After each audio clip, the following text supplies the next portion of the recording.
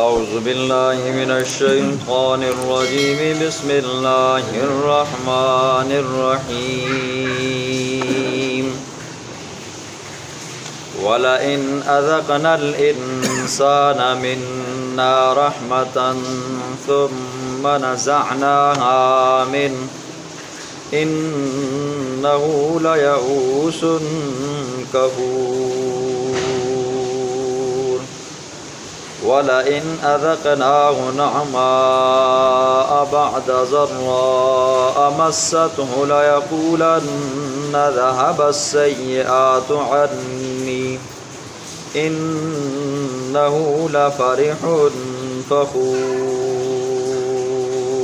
صدق اللہ العظیم۔ آج کے درس میں اللہ رب العزت 3 موٹی باتوں کو بیان فرمائے گا۔ نمبر 1، عام انسان سے اللہ شکوہ کریں گے۔ نمبر 2، مسئلہ توحید کو پہنچانے کے اندر کوتاہی نہیں کرنی۔ نمبر 3، ظالموں کے اوصاف کو بیان فرمائیں گے۔ پہلی بات دیکھیں، دنیا کے اندر سب سے زیادہ جنہیں تکلیفوں میں مبتلا کیا گیا وہ انبیاء گزرے۔ انبیاء کے اوپر سب سے زیادہ تکلیفیں آئیں، انہوں نے ہر تکلیف کو برداشت کیا، صرف رب کی توحید کی خاطر، رب کے احکامات پہنچانے کی خاطر۔ پھر اس کے بعد ان انبیاء کے جو صحابہ تھے، حواری تھے، تابعی تھے، ان کے ماننے والے تھے، ان کے اوپر آئی۔ اللہ کے پیغمبر سے پوچھا گیا، یا رسول اللہ بتائیں سب سے زیادہ کسے تکلیف پہنچی ہے؟ اللہ کے پیغمبر نے فرمایا سب سے زیادہ دین کی خاطر اگر کسی کو تکلیف پہنچی ہے وہ پیغمبر ہے۔ پھر اس کے بعد الامثل فالامثل، پھر ان کے بعد جو لوگ آئے ان کو تکلیفیں آتی ہیں، یعنی کہ جس کا ایمان جتنا مضبوط ہوتا ہے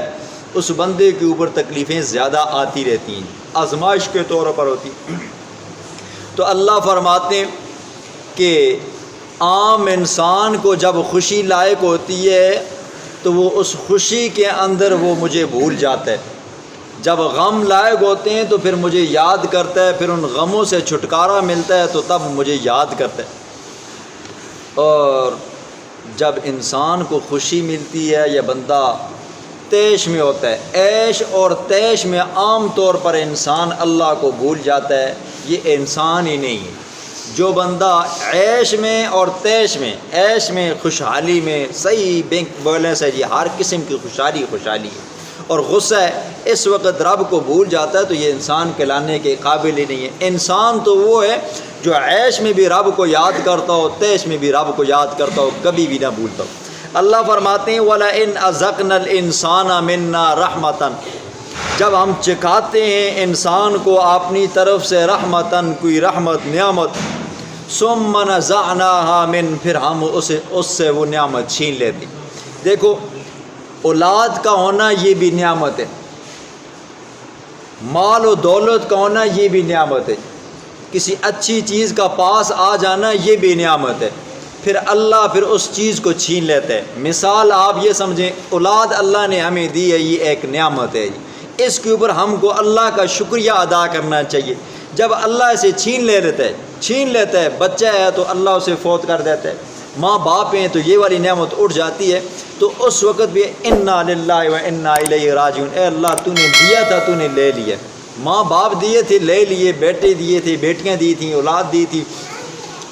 اور مال و دولت دیے تھے وہ لے لیے، اے اللہ اس کے اوپر بھی راضی ہیں۔ ہر بندے کو ہر حال میں خوشی کرنی چاہیے۔ تو اللہ فرماتے ہیں جب خوشی ملتی ہے نا جی تو بندہ اس وقت ہمیں بھول جاتا ہے۔ پھر فرمایا انہ لیئوس کفور، وہ بندہ نہ شکر ہو جاتا ہے، نہ امید ہو جاتا ہے، اور نہ امیدی قرآن میں آتا ہے لا تقنطوا من رحمت اللہ، اللہ کی رحمت سے مایوس مت ہوا کرو۔ مایوسی یہ ایک خود گناہ ہے جی، مایوس کافر ہوتا ہے، ایمان والا نہیں ہوتا۔ اللہ کی رحمت بڑی وسیع ہے۔ فرمایا وَلَئِنْ أَذَقْنَاهُ نَعْمَاءَ بَعْدَ ضَرَّاءَ مَسَّتْهُ، پھر ہم پہلے نعمت دیتے ہیں، نعمت دینے کے بعد پھر اسے وہ غم لائق کرتے ہیں۔ اولاد دی، اولاد دینے کے بعد ہم نے لے لی، بچہ فوت ہو گیا، بھائی دیا تھا بھائی فوت ہو گیا، ماں باپ تھے ماں باپ فوت ہو گئے، تو فرمایا لا یقولن ذهب السیئات عنی، رحمت آئی تو پھر دکھ چلے گئے، رحمتیں آ گئی، غم تھے تو وہ خوشیاں آ گئی، بیماری تھے تو راحت آ گئی، صحت مل گئی، تو لَيَقُولَنَّ ذَهَبَ السَّيِّئَاتُ عَنِّي، وہ بندہ کہتا ہے کہ مجھ سے ساری تکلیفیں دور ہو گئی ہیں، إِنَّهُ لَفَرِحٌ فَخُورٌ، وہ دل میں خوش بھی ہوتا ہے، اتراتا بھی ہے جی، ہاں مجھ سے بڑا کوئی فندے خان بھی ہے، مجھے اللہ نے مال و دولت دی ہے، بینک بیلنس کار کوٹھی بنگلہ دیا ہے، پھر وہ اس طرح اتراتا ہے، پہلے اللہ پکڑتا ہے تو نا امید ہو جاتا ہے۔ دیکھو نا امیدی، اس طرح کی نا امیدی یہ صراحتاً کفر میں آ جاتی ہے۔ اللہ نے کبھی میرے اوپر مہربانی نہیں کی، اللہ نے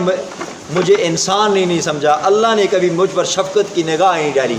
یہ والے الفاظ بندے کو مایوس کرتے کرتے ایمان کو نکال دیتے ہیں۔ ہاں بندہ یہ کہ اللہ کی رحمتیں مجھ پر کافی تھی جی، اب کوئی ایسا گناہ ہوا ہے جس کی وجہ سے مجھے پریشانیاں لائق ہو گئی ہیں، غم لائق ہو گئے ہیں، جو آج کل رزق بند ہو گیا، تو کچھ ایسے گناہ ہوئے ہیں،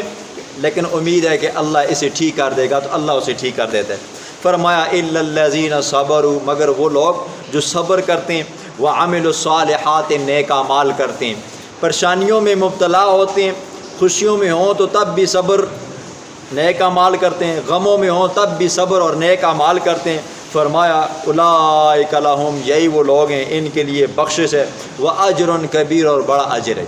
اگلی آیت کے اندر اللہ رب العزت اس صورت کے تیسرے دعووں کو بیان فرماتے ہیں۔ شروع میں کہا تھا اس صورت کے 4 دعوے ہیں۔ پہلا دعویٰ اللہ تعبدوا الا اللہ،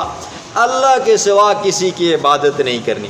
دوسرا دعویٰ یہ تھا کہ اللہ کے سوا عالم الغیب ذات کوئی نہیں ہے۔ تیسرا دعویٰ اس کا یہ تھا کہ مسئلہ توحید پہنچانے کے اندر، تبلیغ کرنے کے اندر ذرہ برابر بھی کوتاہی نہیں کرنی۔ اللہ فرماتے ہیں فَلَعَلَّكَ تَارِكٌ، پس شاید کہ آپ چھوڑنے والے ہیں بعض ما یوحا، بعض وہ چیز جو وحی کی جاتی ہے آپ کی طرف، وَضَائِقٌ بِهِ صَدْرُكَ، اور تنگ ہوتا ہے اس کے ساتھ آپ کا سینہ، ان یقولوا، یہ کہ کہیں گے یہ کافر مشرک لوگ منافق لوگ، لولا انزل علیہ کنز، کیوں نہیں اتارا جاتا اس کے اوپر کوئی خزانہ، او جاء معہ ملک، یا کیوں نہیں آتا اس کے ساتھ کوئی فرشتہ، انما انت نذیر، میرے پاک پیغمبر آپ تو ڈرانے والے ہو۔ حضور صلی اللہ علیہ وسلم نے جب اعلان نبوت فرمایا نا تو مشرکین نے طرح طرح کے ستم ڈھائے، ہاتھوں سے بھی ڈھائے، زبان سے بھی ڈھائے، حضور کے صحابہ کو تکلیفیں دے کر بھی پہنچائی، ہر طرح سے انہوں نے ظلم و ستم کیے، لیکن یہ والی جو بات تھی نا جی، کہنے لگے ہم آپ کو پیغمبر مانیں تو کیسے مانیں، آپ کے پاس کوئی بینک بیلنس نہیں ہے، آپ کے پاس کوئی خزانہ نہیں ہے، آپ کی حالت اچھی نہیں ہے، آپ کا بنگلہ نہیں ہے، مکان نہیں ہے، زراعت نہیں ہے، پیداوار نہیں ہے، اور یا آپ کے ساتھ کوئی ایسا فرشتہ ہو جو اللہ کی طرف سے آئے اور آ کر ہمیں کہے کہ یہی اللہ کا سچا پیغمبر ہے، تو جب یہ باتیں کرتے حضور کا دل ٹوٹتا، حضور کا دل دکھتا کہ یہ کس طرح کی باتیں کرتے ہیں، میرے پاک پیغمبر یہ آپ کو طعن و تشنیع کریں گے،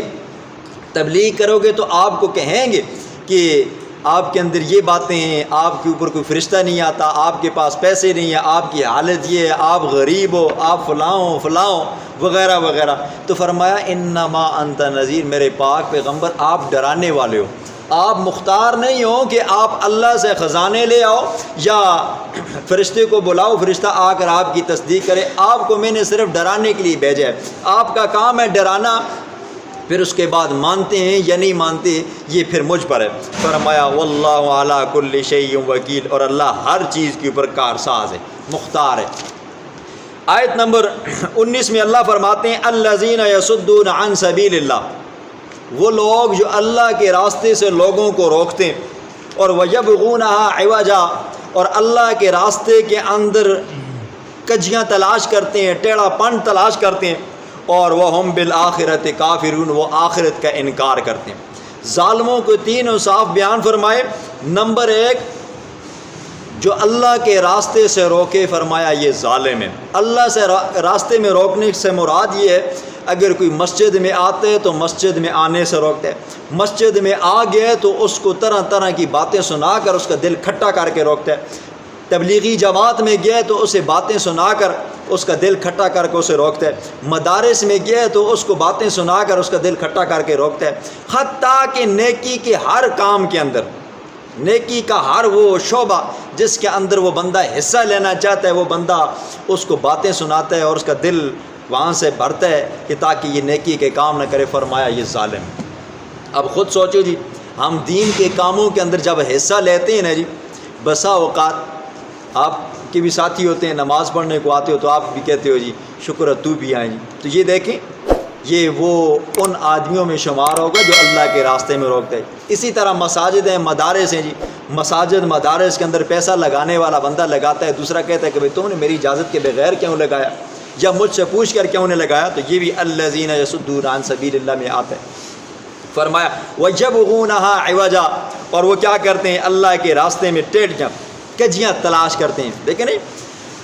خود بندہ دین کا کام نہ کرے نا جی تو پھر اسے کوئی حق نہیں پہنچتا کہ وہ دین والوں کے اوپر انگلیاں اٹھائے، خود مسجد کی دیکھ بھال نہیں کر سکتا نا تو پھر اس کا